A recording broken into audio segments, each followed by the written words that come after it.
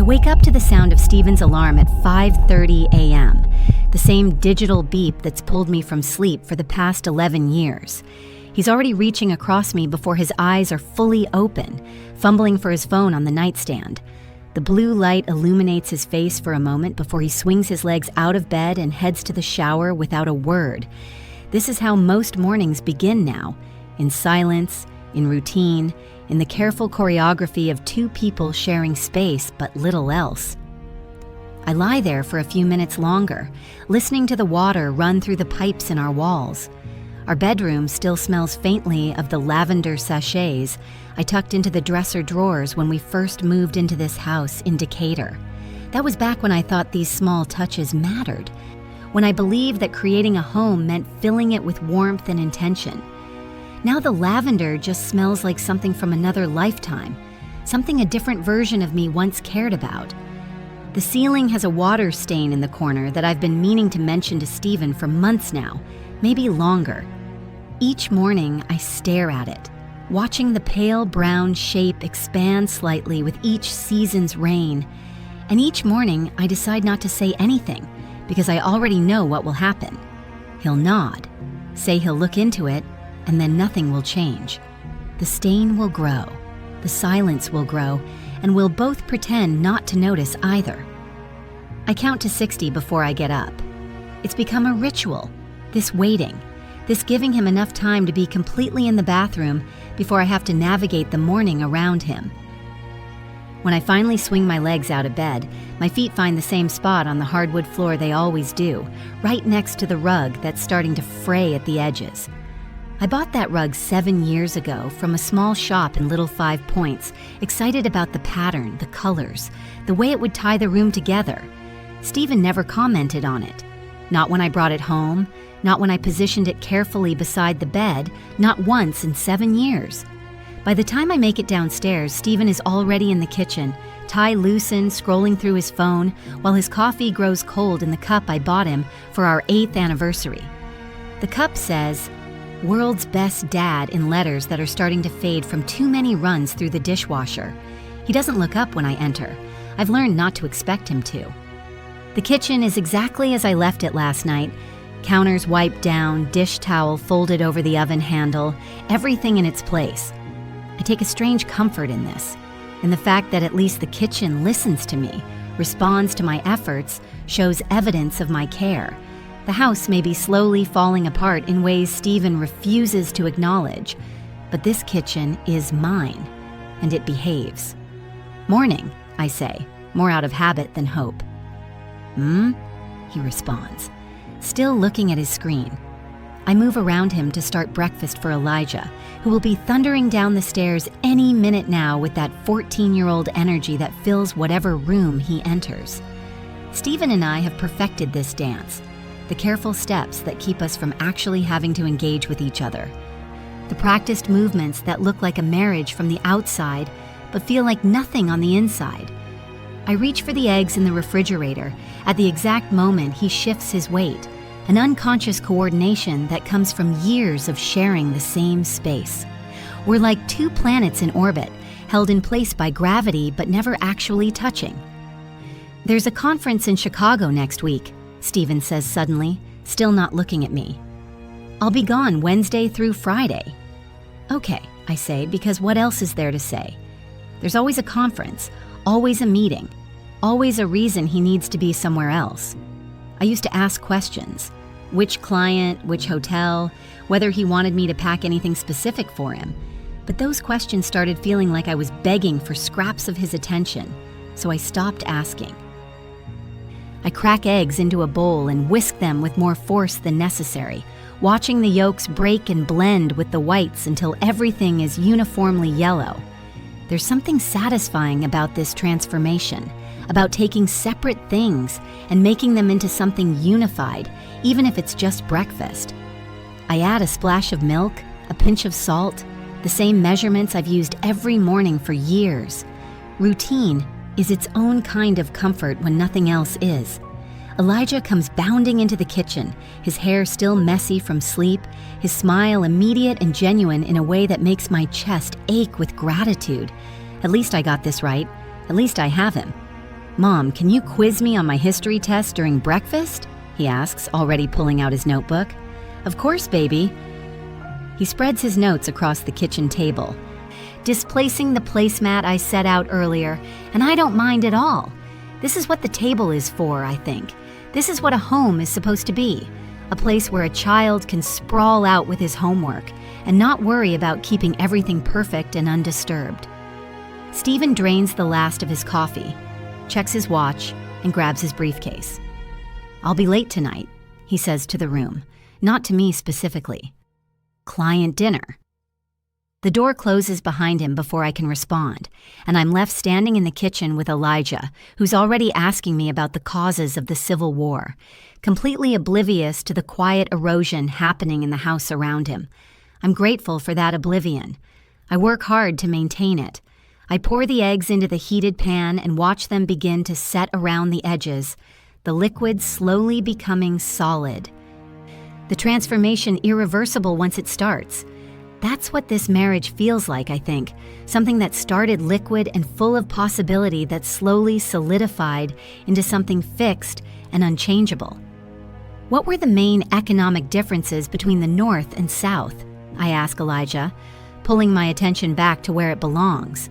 He answers confidently, and I nod encouragement while I fold the eggs over themselves, creating layers. We go through his notes systematically, question by question, and I'm struck by how much easier this is than anything I do with Stephen. My son asks questions and listens to the answers. He engages, responds, appreciates. These are such simple things, such basic components of communication. But they feel radical in a house where my husband treats conversation like an obligation he's trying to minimize. After Elijah leaves for school, the house settles into its daytime silence. This is the sound I know best, the hum of the refrigerator, the occasional creak of the house settling, the muffled sounds of neighbors living their lives on the other side of the walls. I move through the rooms, picking up the small evidences of morning. Elijah's juice glass, the newspaper Stephen leafed through but didn't read, the towel that somehow ended up on the bathroom floor instead of the hook that's 6 inches away. I work from home now, doing medical billing for a network of pediatric clinics across the metro area. It's tedious work, but it's flexible, and it allowed me to be present for Elijah when he was younger. I gave up my position at the hospital to do this, gave up the benefits and the colleagues and the sense of purpose that came with going somewhere every day. Stephen said it made sense financially. He said one of us needed to be available for our son. He said a lot of things that sounded reasonable at the time. What he didn't say was that my career was expendable, that my ambitions were secondary, that my work was less important than his work because his work paid more, therefore his work mattered more. These things were understood, implied, woven into every decision we made until they became truth, simply through repetition. I settle into my home office, a converted bedroom that still has Elijah's old growth chart penciled on the inside of the closet door. Every few months, I open that closet to get supplies, and I see those pencil marks climbing up the door frame, each one labeled with a date and his age. 3 years old, 5 years old, 8 years old. The marks stop at 10 because that's when Stephen said it was childish. We needed to stop treating him like a baby. He was getting too old for that sort of thing. I remember nodding, agreeing, washing off the pencil marks I'd made on the wall itself and confining the tradition to the inside of the closet where Stephen wouldn't see it. My desk faces the window that looks out onto our backyard, where the grass is starting to turn brown in patches, because Stephen keeps saying he'll fix the sprinkler system but never does. I've watched those brown patches expand over the course of the summer, spreading like stains, like evidence of neglect. I could fix it myself. I could look up how to do it, buy the parts, spend an afternoon in the yard making repairs. But there's something about doing that, about fixing yet another thing that Stephen said he would handle, that feels like admitting defeat, like acknowledging that I'm alone in this marriage in every way that matters. I log into the billing software and begin the day's work. The same careful attention to codes and claims and denials that fills my hours. Each claim is a small puzzle, matching diagnosis codes to procedure codes, ensuring that every service is properly documented, identifying why an insurance company might have denied payment and how to appeal that decision.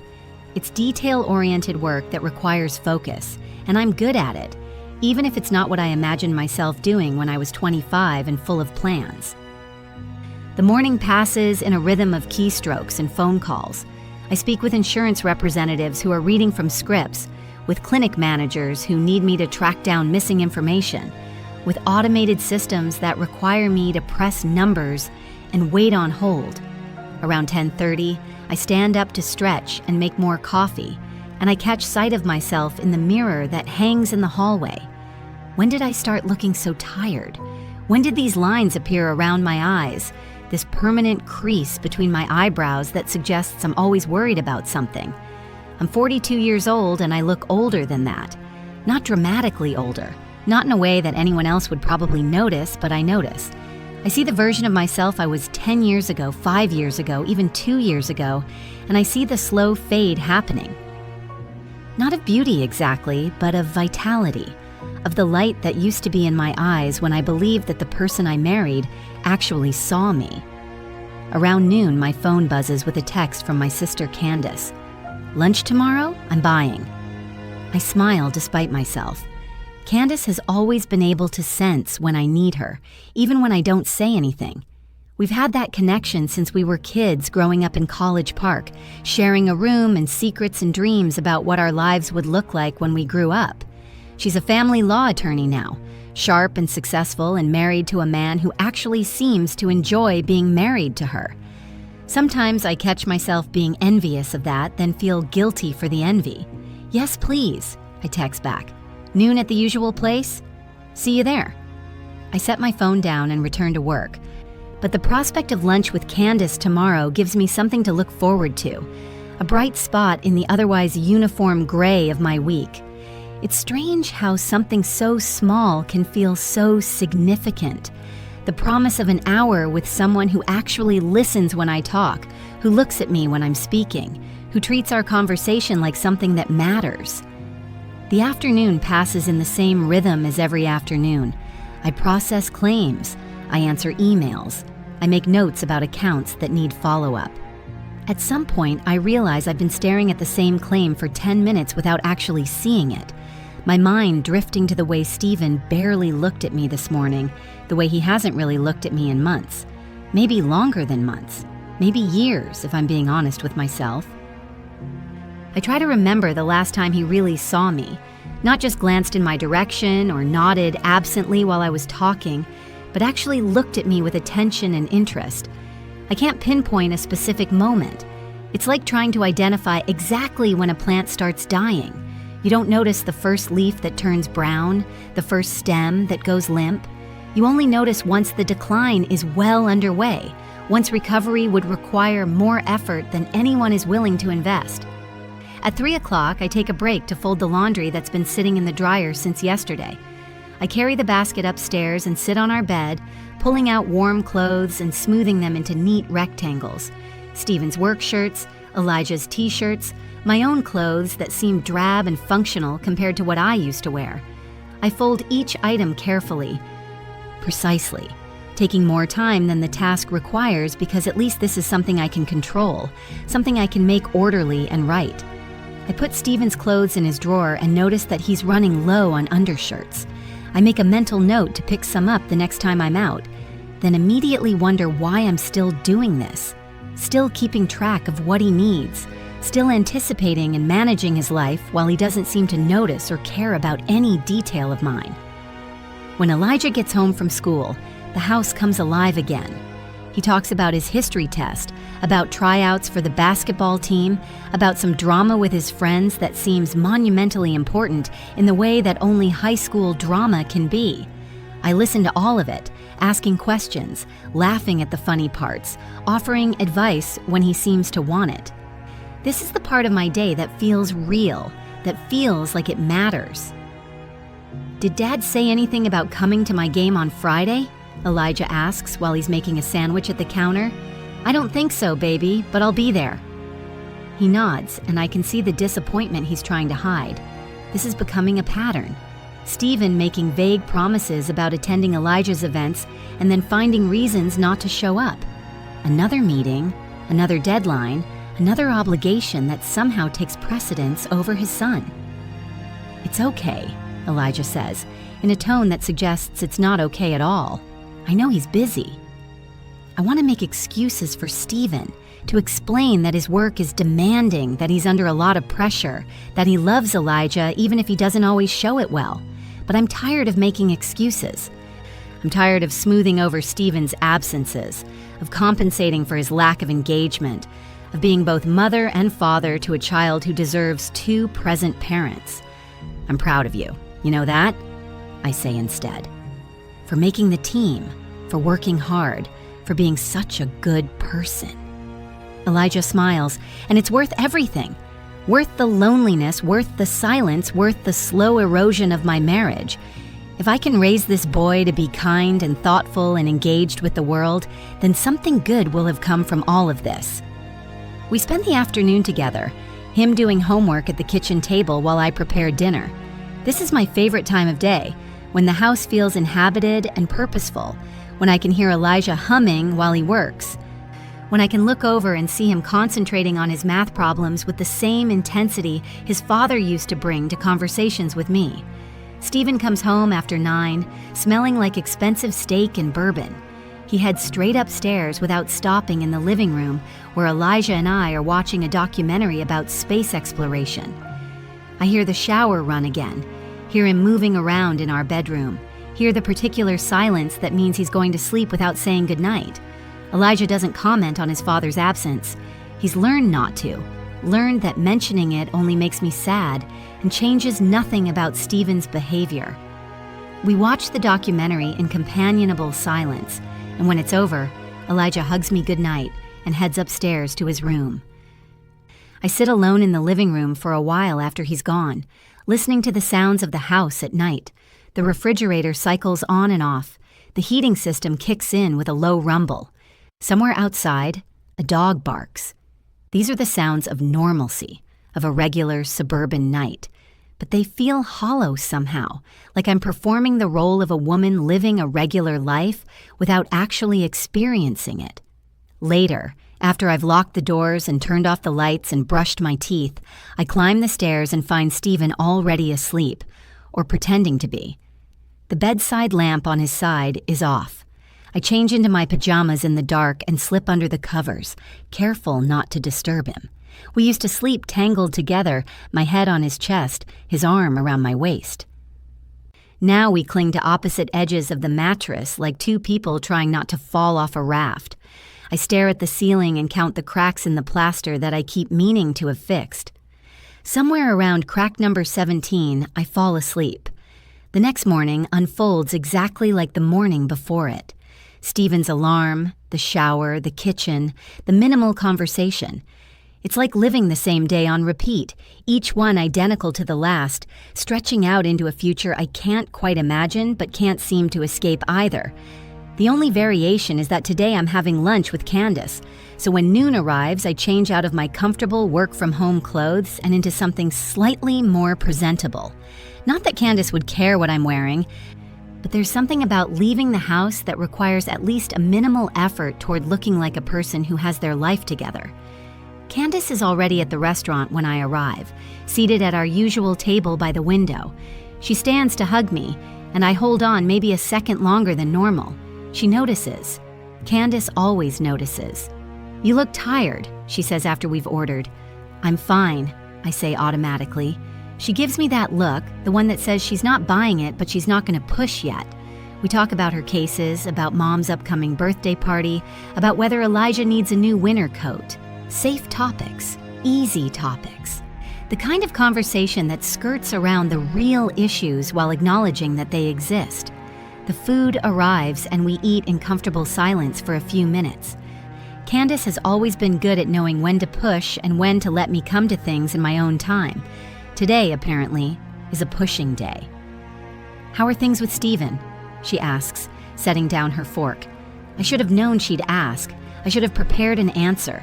Instead, I hear myself saying, the same, which somehow feels more honest than fine. The same bad or the same okay? Just the same. The words feel inadequate to describe what I'm experiencing. How do you explain that your marriage isn't actively terrible, but has become so empty that you sometimes wonder if you'd notice if your husband was replaced by a convincing replica?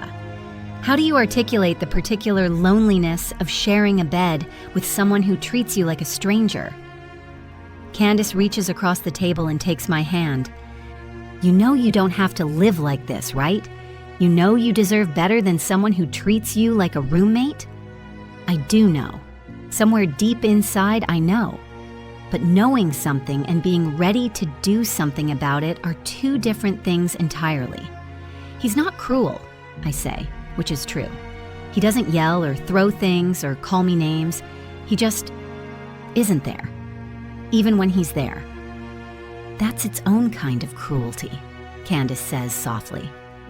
We sit with this truth for a moment, and I feel tears prick at the corners of my eyes.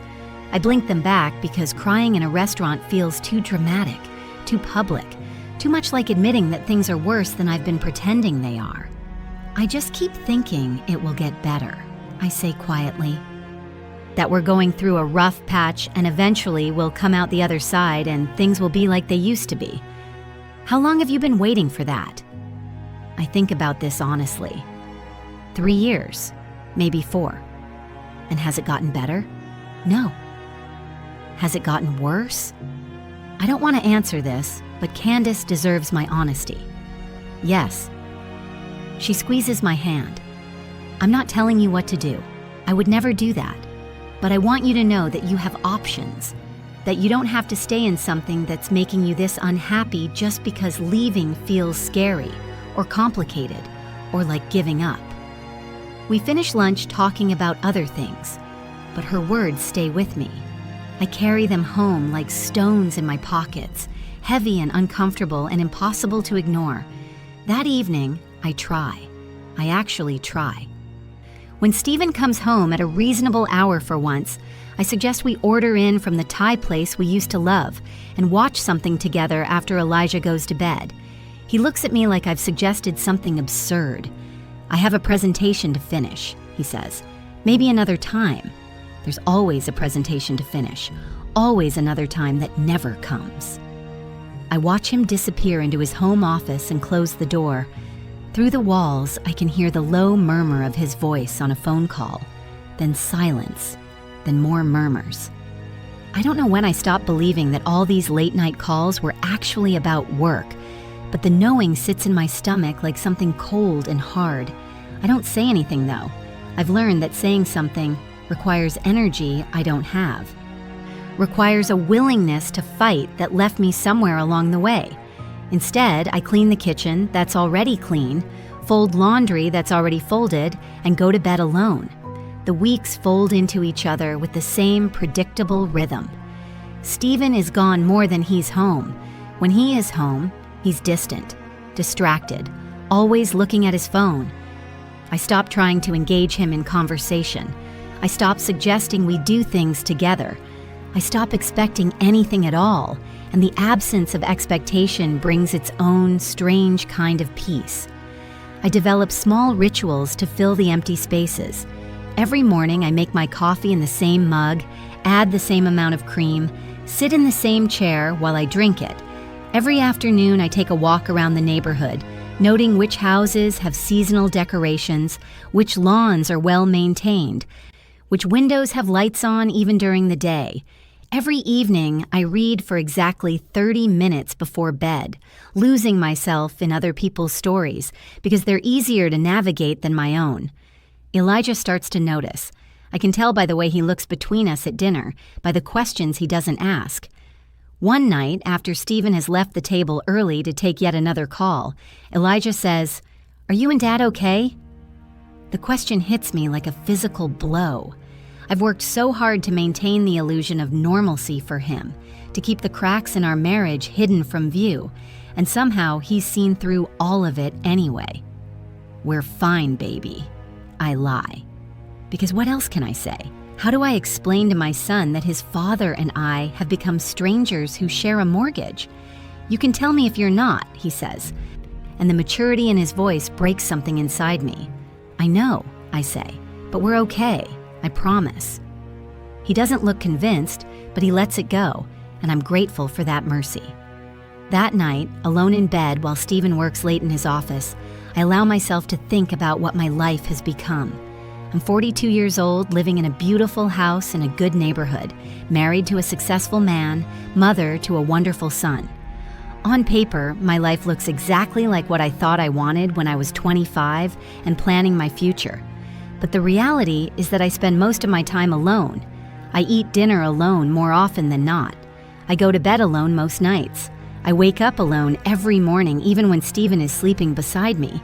The loneliness is so constant, so pervasive, that I've started to think of it as normal, as just the way life is for women who've been married as long as I have. Is this what everyone experiences? Do all marriages eventually settle into this pattern of coexistence without connection? Or is there something specifically wrong with mine? Something that could be fixed if I just knew what to do? I don't have answers to these questions, so I push them aside and try to sleep. In early November, I'm doing laundry when I find the receipt in Stephen's pants pocket. I'm not looking for anything. I'm not the kind of woman who goes through her husband's things. But the paper falls out when I'm checking pockets before putting the slacks in the wash, and I see it there on the floor. Dinner for two at a restaurant downtown, an expensive restaurant, on a Tuesday night when he said he was working late at the office. My hands shake as I pick it up. The total is over $300. Wine, appetizers, 2 steaks, dessert. The kind of meal you have when you're trying to impress someone, the kind of meal Stephen and I haven't had in years. I stand there in the laundry room holding this piece of paper and feel the world shift slightly off its axis. This is proof. This is confirmation of something I've suspected but refused to acknowledge. Stephen is taking someone else to expensive dinners while telling me he's working late. I should feel rage. I should feel betrayed and angry and ready to confront him. Instead, I feel strangely numb, like I'm watching this happen to someone else, like I'm a character in a movie about a woman whose husband is cheating on her, and I'm curious to see what this character will do next. I fold the receipt carefully and put it in my wallet in the zippered compartment where I keep emergency cash. I don't know why I keep it. Evidence, maybe. Or proof that I'm not imagining the distance between us. When Stephen comes home that night, I don't say anything. I serve dinner like always, ask about his day like always, pretend like always. He doesn't notice the pretending. He never does. But something has shifted inside me. That receipt has confirmed what I already knew but was trying not to know. Stephen is having an affair. My marriage is not just empty, it's a lie. And I'm complicit in that lie by continuing to play my part, continuing to act as though everything is fine. I spend the next few days moving through my routines in a fog. I work, I cook, I clean, I mother. But underneath all of it, I'm thinking about that receipt. I'm wondering who she is. I'm imagining them together in that expensive restaurant, laughing and talking and enjoying each other's company in ways that Stephen and I haven't done in years. Later that week, I find another receipt. Then another. Hotel parking. Flower delivery to an address I don't recognize. Each piece of evidence goes into that zippered compartment in my wallet, a growing collection of proof that my marriage is not what I've been pretending it is. The receipts accumulate over weeks. A charge at a jewelry store, another hotel parking receipt, a wine bar I've never heard of.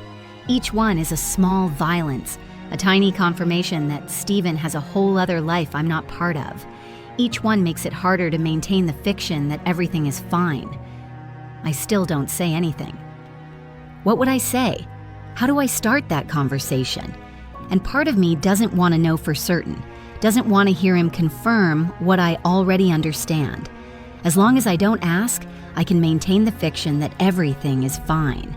As long as I don't force him to admit it, I can keep going through the motions. The not knowing becomes its own kind of torture. I start paying attention to small details I used to ignore. The way he showers immediately when he gets home from work. The way he started buying new clothes without me noticing. The way he angles his phone away from me when he's texting. These are cliches, I know. The obvious signs of infidelity that you see in movies and read about in magazines. But they're cliches because they're true. Because this is what cheating looks like. And it's happening in my marriage. Candace calls and asks how I'm doing. I tell her fine. She doesn't believe me, but she doesn't push. My mother calls and mentions she hasn't seen Stephen at the last few family gatherings. I make excuses about his work schedule. She makes a small sound that suggests she knows I'm lying but loves me enough not to say so. I exist in this strange liminal space where I know everything and nothing simultaneously. I know Stephen is having an affair. I know our marriage is effectively over. But I also know that Elijah has his basketball games and his college applications coming up and his whole life stretching out in front of him. I know that blowing up his world right now would serve no purpose except to satisfy my own need for honesty. So I wait. I document. I collect my evidence and tuck it away and keep moving through my days with the same practiced efficiency I bring to everything else. The waiting feels active, intentional. Every morning I wake up and choose not to confront Stephen. Every evening I watch him come home late and choose to say nothing. Every receipt I find becomes another piece in a puzzle I'm assembling without knowing what picture it will eventually form. I start taking longer walks around the neighborhood, using the time to think and process and try to understand how I got here. I pass houses where I can see families eating dinner together, where lights are on and laughter spills out through open windows. I wonder if those marriages are happy or if everyone is just better at hiding their misery than I am. One afternoon, I walked past a couple arguing in their driveway. The woman is crying and the man is trying to comfort her, and there's something about the rawness of it, the realness of their emotion, that makes me ache. At least they're feeling something. At least they care enough to fight. Stephen and I don't fight. We don't argue or raise our voices or express anger. We're too careful for that, too controlled. We maintain our civility at the expense of our honesty, and the result is this strange zombie marriage where we're both technically alive, but not really living. December brings the holidays and the particular torture of pretending to be a happy family. Stephen's parents come for Christmas dinner, and I smile and serve ham and listen to his mother talk about how blessed we are, how lucky to have such a beautiful home and such a wonderful son. Stephen plays his part perfectly. Kissing my cheek when his parents arrive, complimenting the meal, putting his arm around me for the family photo. It's a masterclass in deception, and I'm right there with him, performing my role with practiced precision. I've set the dining room table with our good china, the set we received as a wedding gift that we only use a few times a year. I've made his mother's favorite sweet potato casserole, his father's preferred green bean dish. I've created a beautiful meal in a beautiful home, and everyone comments on how lovely everything is, how talented I am, how lucky Stephen is to have me. I smile and accept the compliments and serve more wine and wonder if they can see through the performance. I wonder if his mother notices that Stephen and I barely speak to each other, that we move around the table like choreographed dancers who've perfected their routine but feel nothing about it. I wonder if his father sees the way Stephen's eyes glaze over when I talk, the way he checks his phone under the table, the way he seems to be counting the minutes until this obligation is over. After they leave, the mask comes off. Stephen goes upstairs without helping clean up. I wash the dishes alone, pack away the leftovers, wipe down the counters. Elijah helps me, and I'm grateful for his company, grateful that he's still young enough to think Christmas dinner was nice, that everything is normal. We work in comfortable silence, Elijah washing while I dry, and I'm struck by how easy this is, how uncomplicated it is to work alongside someone who wants to help, who sees what needs to be done and does it without being asked. This is what partnership is supposed to feel like, I think. This casual collaboration, this shared purpose. That night, lying in the dark next to Stephen's sleeping form, I make a decision. I'm going to start protecting myself. Not fighting back, not confronting him, but quietly, carefully, building a foundation for whatever comes next. I'm going to open my own bank account. I'm going to make copies of all our financial documents. I'm going to talk to Candace, not as a sister, but as an attorney. I'm going to prepare for the ending that feels inevitable, even if I'm not ready to initiate it yet. The new year comes with its requisite resolutions and fresh starts. I don't make resolutions. Instead, I make plans. I transfer a small portion of each paycheck into an account Stephen doesn't know about.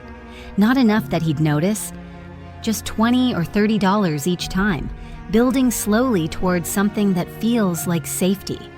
I scan documents when he's at work, tax returns, investment statements, mortgage papers, insurance policies.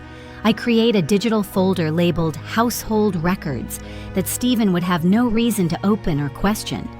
Inside are copies of everything that matters, everything I might need if our marriage ends the way I think it will. I keep meticulous records of his absences, his late nights, his business trips that I'm increasingly certain aren't entirely about business. Not because I plan to use them, but because writing them down makes them real, makes me feel less crazy for noticing, for caring, for being bothered by the slow dissolution of my marriage. January is cold and gray, the kind of weather that makes you want to stay inside and hibernate.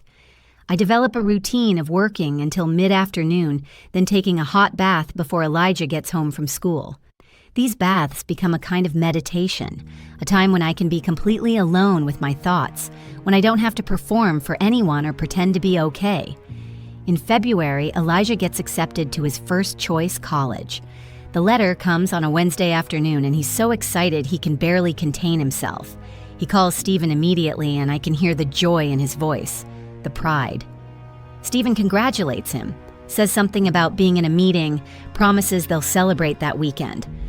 The weekend comes, and Stephen is in Atlanta for a conference. Elijah tries to hide his disappointment. I take him to his favorite restaurant instead. Just the two of us, and we talk about his future, about dorm rooms and meal plans and the life he's going to build for himself. I'm so proud of him I could burst, and I'm so sad that his father isn't here to share this moment that I could cry. I do neither. I just smile and celebrate my son and try not to think about everything else. We order too much food and laugh about it. We talk about his major, he's thinking engineering, and about whether he'll join clubs or play intramural sports. We imagine his future in the way that parents do, with hope and excitement and a little bit of fear about letting him go. "Are you going to be okay?" he asks at one point, and the question catches me off guard. "What do you mean?" "When I'm at college. Are you going to be okay here by yourself?" It's such a perceptive question. Such an indication that he's seen more than I thought he had. "I'll be fine," I say. "I'll miss you terribly, but I'll be fine." He looks at me closely, the way Candace sometimes does, like he's trying to see past what I'm saying to what I actually mean. "You and Dad," he starts, then stops. "What about us? Are you happy?" The question is so direct, so honest, that I can't give him my usual deflections. "I'm happy when I'm with you," I say, which is true without being the whole truth. He nods slowly, seeming to understand what I'm not saying. "You deserve to be happy, Mom. Not just when you're with me. All the time." When did my son become so wise? When did he grow into this thoughtful, perceptive person who sees his mother's pain and wants to ease it? When Stephen returns from Atlanta, he brings Elijah a sweatshirt from the college bookstore. It's a nice gesture, the kind of thing that would have meant something if it came with actual presents, actual engagement. But it's just a thing. Purchased in an airport gift shop, handed over with minimal ceremony before Stephen retreats to his office to catch up on emails. I watch this exchange from the kitchen and feel nothing. That's the strangest part. I used to feel anger or sadness or disappointment. Now I just feel a mild sort of observation, like I'm watching characters in a television show I've already seen the ending of. The winter stretches on, gray and cold and endless. I work, I parent, I exist, I add to my secret savings account, I document Stephen's absences. I collect evidence I'm not sure I'll ever use. I wait for something to change while simultaneously understanding that nothing will change unless I change it. In March, Stephen sits me down at the kitchen table one evening after Elijah has gone to bed. My heart pounds because I know this moment. I've been waiting for this moment, and some part of me is almost relieved that it's finally here. "We need to talk," he says, and I notice he can't quite meet my eyes. "Okay," I say calmly. "I think we both know this hasn't been working for a while," he begins, and I almost laugh at the understatement. "I think we've grown apart. I think we want different things." I wait. I don't help him. If he's going to do this, he can do it himself. "I think it would be better for everyone if we separated," he continues. "I want to handle this fairly, but I need you to understand my position." "What position is that?" "I've built everything we have," he says, and there's an edge creeping into his voice now. "The house, the cars, the savings. I've worked 60-hour weeks for 13 years while you've done part-time billing from home. I need you to be realistic about what you're entitled to." The words land like stones. I sit very still, watching him. "I'm going to keep the house," he continues. "It's in my name. I've paid the mortgage, and frankly, you can't afford to maintain it on what you make. I'll keep the BMW. You can have the Honda. We'll split the savings account, but the retirement account stay with me since they're mostly employer contributions from my income." I don't say anything, I just listen. "As for Elijah," Stephen says, and something in his tone makes my stomach turn. "He's almost 18. He'll be at college soon. I don't think we need to complicate things with a formal custody arrangement. You can have primary responsibility for him. I'll see him when it makes sense, but let's be realistic. He's practically an adult. He doesn't need two parents managing his schedule anymore." There it is. The thing I suspected but didn't want to believe. Stephen doesn't just want the house and the cars and the money. He wants to be free of all of it, including his son. He wants to walk away clean, unencumbered, ready to start his new life without the weight of the old one. "What about college expenses?" I manage to ask. "We'll split them," he says. 50-50. That seems fair. Fair. The word tastes like ash in my mouth. But I don't argue. I don't fight. I just nod slowly and say, "I need to think about this." "Don't take too long," Stephen says, standing up. "I'd like to move forward quickly. I've already spoken to an attorney about drawing up the papers." Of course he has. Of course he's planned this all out, decided what he wants and how to get it, without ever once considering what might be fair or right or kind. After he leaves the room, I sit at the kitchen table in the dark for a long time.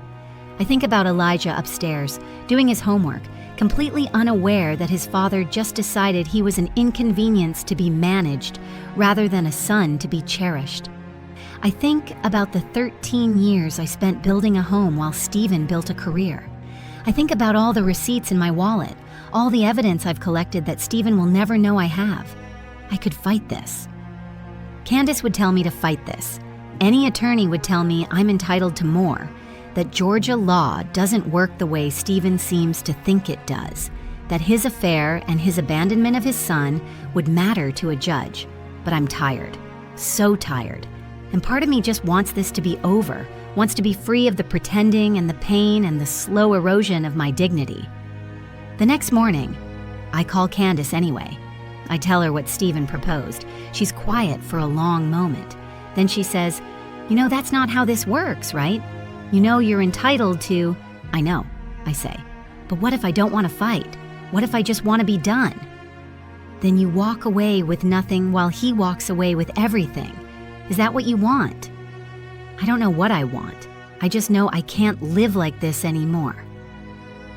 "Meet with an attorney anyway," Candace says. "Just talk to someone. Learn what your options are. You don't have to decide anything today." I agree, because arguing with Candace is pointless when she's in protective sister mode. I hire an attorney, a woman Candace recommends who specializes in high-asset divorces. Her name is Joyce, and she's in her 60s with salt and pepper locks and a no-nonsense demeanor that I find oddly comforting. She listens to Stephen's proposal without interrupting, takes notes in precise handwriting, and finally looks at me over her reading glasses. "He's lowballing you on everything," she says bluntly. "The house has significant equity that you're entitled to. The retirement accounts are marital property regardless of whose employer contributed.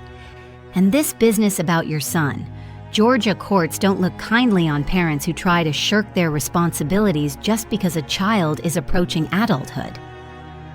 "What if I agree to it anyway?" ask quietly. Joyce sets down her pen. "Why would you do that?"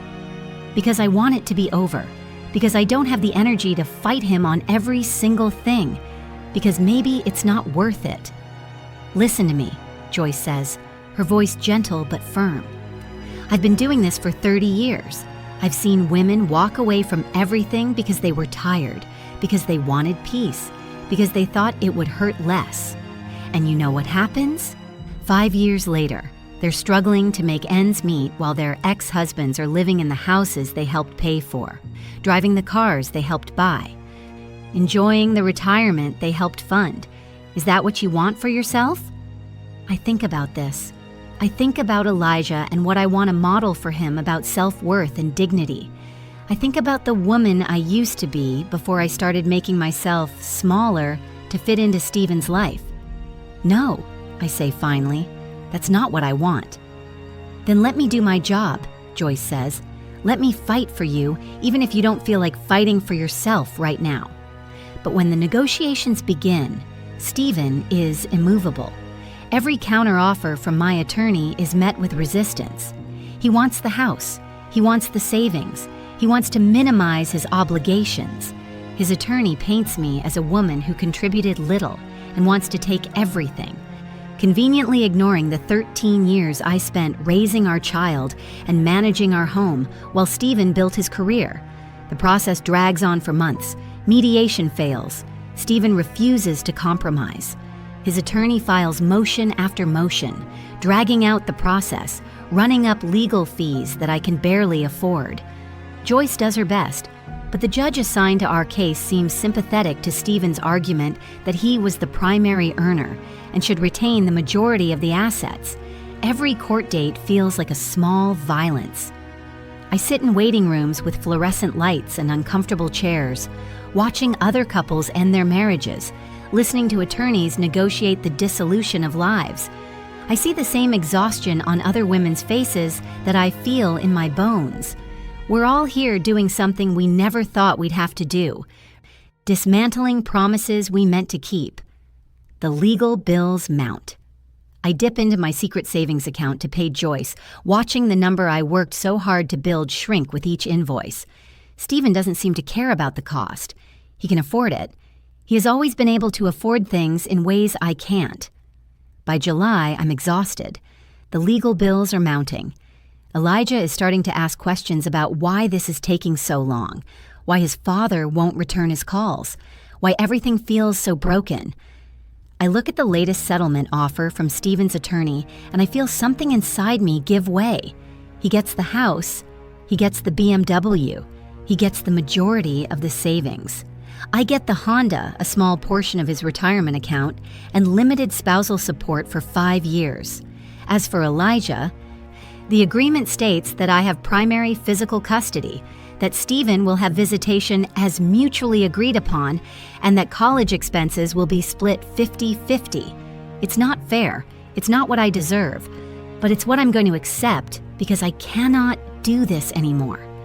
The fight has drained something essential from me, and I need it to be over more than I need it to be just. I sign the papers on a Thursday afternoon in August, sitting in Joyce's office while she watches me with something that looks like sadness in her eyes. "You don't have to do this," she says one more time. "Yes," I say quietly, "I do." She slides the papers across her desk, and I sign my name on every line she's marked with a yellow tab. My signature looks strange to me, unfamiliar, like someone else is controlling my hand. Each signature is an ending, a closing of a door I can never walk through again. The divorce is finalized on a Thursday in September, exactly 1 week before Elijah's 18th birthday. I wear the black dress I bought for my grandmother's funeral and sit in a courtroom while a judge dissolves 13 years of marriage in less than 15 minutes. Stephen doesn't look at me. His girlfriend Brianna waits for him in the hallway, young and beautiful and uncomplicated, and they leave together immediately after the judge signs the papers. I sit in my car in the courthouse parking lot for a long time, watching people come and go, living their lives, completely unaware that mine has just ended and begun simultaneously. I should feel something, I think. Relief, maybe, or grief, or anger. Instead, I just feel empty, like I've been hollowed out and nothing has rushed in to fill the space. That night, I tell Elijah that the divorce is final. He takes it quietly, the way he takes everything now, with a kind of resigned acceptance that no teenager should have to develop.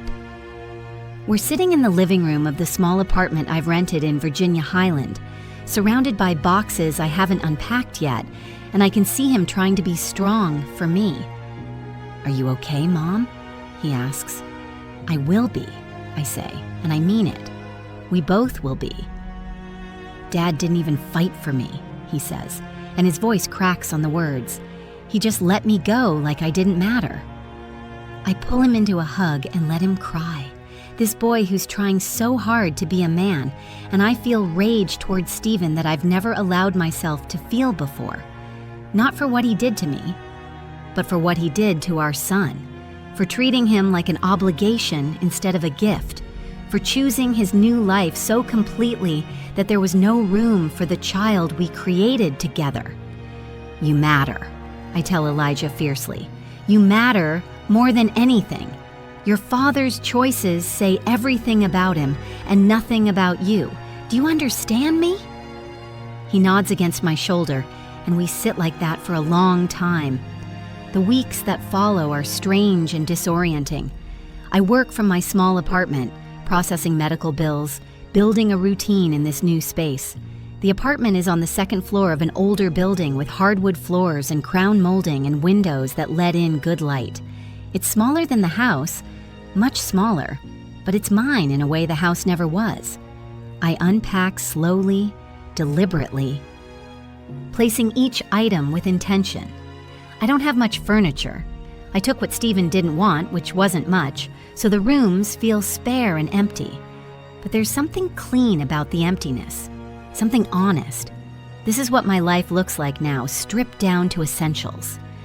Elijah graduates from high school and Stephen shows up with Brianna, stands in the back during the ceremony, and leaves without speaking to either of us. I watch my son's face fall when he realizes his father isn't coming to the family celebration afterward, and I make a silent vow that I will be enough for him, that I will fill the space Stephen left behind. We go to dinner, just the two of us and Candace's family, and we celebrate Elijah's achievement with genuine joy.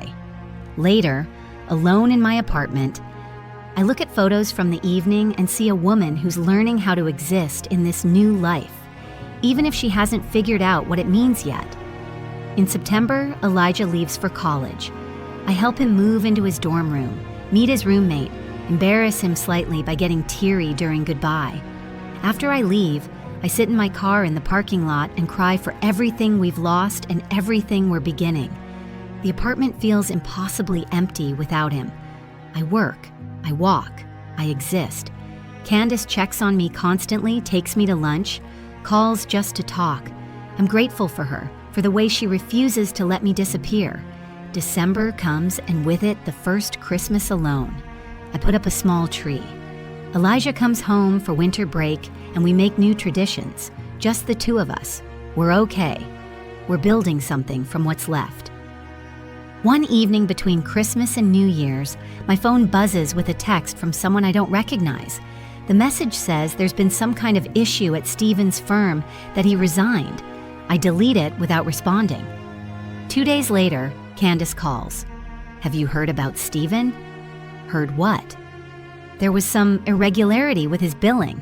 He left the firm rather than face questions about it." I feel nothing when she tells me this. No satisfaction, no vindication. Just a mild acknowledgement that something has happened to someone I used to know. Over the following weeks, I hear more. Through Candace, through careful conversations, I learned that Stephen had been inflating expenses, billing personal costs to clients, creating charges that didn't exist. Not massive fraud, just steady dishonesty over time. The firm settled quietly. Stephen's career contracted. The spousal support payments arrive late, then stop. Joyce files the necessary motions. Stephen's attorney claims hardship, reduced income. The judge rules the obligation stands.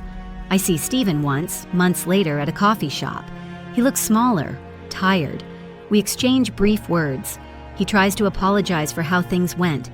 I tell him to take care of himself and leave. I don't follow what happens to him after that. I hear things occasionally, that he and Brianna split up, that he's working somewhere else for less money, that the house in Decatur was sold. None of it touches me.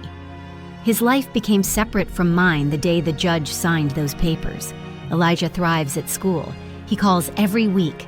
Sometimes he mentions his father, usually to note a missed call or broken promise. I listen without commenting. Their relationship is theirs to navigate. I settle into my smaller life. I work, I pay my bills. I see Candace and her family. I exist in my quiet apartment with its spare rooms and good light. There's no transformation, no revelation, no moment when everything makes sense. There's just this. I wake up in the morning and the day is mine. I make coffee the way I like it. I sit in silence that belongs to me. I carry nothing that isn't mine to carry. Stephen got what he wanted. The house, the freedom, the fresh start. He kept what came with it. If this story moved you, don't forget to like, subscribe, and turn on notifications. And before you go, click on hype to help this video reach even more people. Your support keeps these voices alive.